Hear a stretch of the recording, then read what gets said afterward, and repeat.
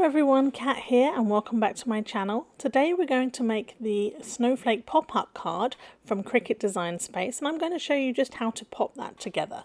So it does look more complicated than it is, but your machine should cut out all the bits you need and score any lines that you need for folding it as well. So once I cut these out, it actually took about 5 to 10 minutes to cut all my pieces. You can go ahead and start putting them together. So you want to take the two largest snowflakes with the stem and slot the bottom slot into the top slot, crisscross, just like that. So then we take the H-shaped piece and you're going to fold it along the score lines there. Now this stabilizes the base, as with the Christmas tree pop-up card that I did in the previous video. You're going to glue it onto the bottom there, just to make sure that those pieces don't come apart. So don't use too much glue and try to use a glue that dries clear and one that dries quickly. I like Reflections glue because it does that, and it's got quite a precise end as well for detailed work. So next you want the snowflakes that have a slit in the middle at the bottom and two slits at the top. There are two snowflakes like this, and they're going to go into the side slit, so from the top down, and the same on the other side. And the other two snowflakes have three slits all on one side so that they can slide into the top of these. You'll see as you do it, it will make more sense, but you want to start with the right pieces, otherwise you'll end up in a bit of a muddle and it can get quite confusing. So it may be a bit fiddly, but stick to it, you'll get there. Three slits on there, and as you can see, straight down. And this does look a lot like the Christmas card one. If you haven't seen that video yet, I do have the Christmas tree pop-up card video, and this does go together in a similar way. So you can check out that video as well. And once you've slid it all together, it should be able to fold flat very easily, just like it will in the card, and then pop up when you open it. Next we're going to take these two small pieces, and they're going to create the base of the snowflake that attaches to the card, so that it creates the mechanism for it popping up when you open the card. So fold along all the score lines on both pieces, and then what you're going to do is you're going to slide these pieces down onto the base of that snowflake, which again it looks similar to the tree one.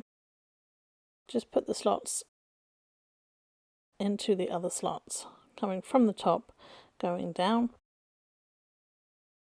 And the other one is exactly the same, but on the opposite side. So I've sped things up a little bit so you can see as I put it together, just the same as the other one. And then you want to make sure that the tabs are folded out as well. And these little tabs are going to go through the slits in the dark blue round piece, and that's what's going to be attached to the bottom of the card. You can see how it works there, pulling the snowflake open and closed. So now you want to take the dark blue round piece and fold it down the score line in the middle, and make sure it's a nice sharp clean fold. I use my Cricut scraping tool to make sure that crease is really in there. And then it has two slits next to the center there, and that is where your snowflake base is going to attach to. The two little tabs I just mentioned, they're going to slide in,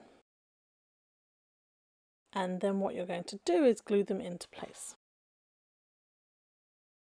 So you don't need too much glue, again just a little bit, and then fold over and press it down until it's dry, and repeat on the other side. So slide those tabs into the slot, little bit of glue, press it down.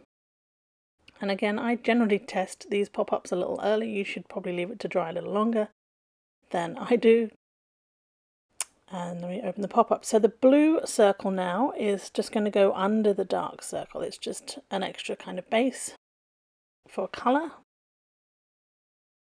So a bit of glue. You can stick it down with tape if you wanted to. I like the glue because I can get in around all those cutouts and make sure that it will be fully stuck down. And you want it to be really stuck down, because when you open and fold the card, it's going to pull at that base, and you want to make sure that is secure so that the pop-up works correctly.